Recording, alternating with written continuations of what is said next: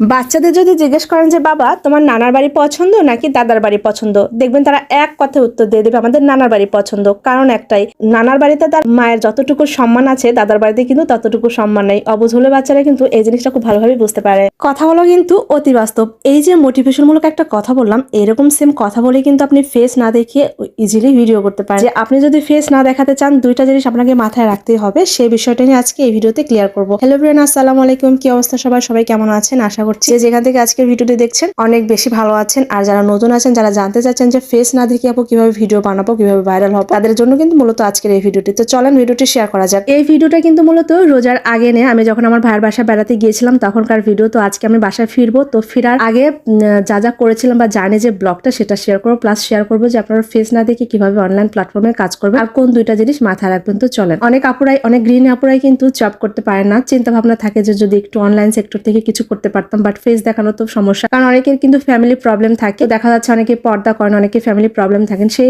ক্ষেত্রে কিন্তু ফেস দেখানোটা একদমই পসিবল হয়ে ওঠে না। বাট আপনারা কিন্তু ফেস না দেখিয়ে শুধুমাত্র আপনার ভয়েস দিয়ে কিন্তু ভিডিও মেক করতে পারবেন। কিভাবে? অনেকে বলেন যে আপু ভয়েসে কি কথা বলবো বুঝতে পারি না। এখন কথা হচ্ছে আপনাকে পর্যাপ্ত পরিমাণে কিন্তু অন্যের ভিডিও দেখতে হবে, ঠিক আছে? অন্যের ভিডিও দেখে তারা কিভাবে কথা বলছে, তাদের টোন কেমন, হয়তো এক একজনের মতো আপনি হতে পারবেন, তবে আপনি আপনার জায়গা থেকে বেস্ট ট্রাইটা করবেন, তাহলে কিন্তু হয়ে যাবে। আপনার টোনটা যদি শ্রুতিমধুর হয়, সুন্দরভাবে যদি আপনি কথাগুলো বলতে পারেন, তাহলে যদি কথাটা শুনতে ভালো লাগে, তাহলে কিন্তু অডিয়েন্স এমনি শুনবে। আপনার ভিডিও সুন্দর, আপনি সুন্দরভাবে এডিটিংও করেছেন, বাট আপনি সুন্দর করে বোঝায় বলতে পারলেন না, মানে আপনার ভয়েসটা সুন্দর না, সেক্ষেত্রে কিন্তু লোকজন শুনবে না। কারণ হচ্ছে আপনি নিজেকে দেখাচ্ছেন না, প্লাস আপনি ভিডিও দেখাচ্ছেন। একটা কথা মনে রাখবেন, ফেস ভ্যালু যদি না থাকে তাহলে কিন্তু ভয়েস ভ্যালু থাকতে হবে।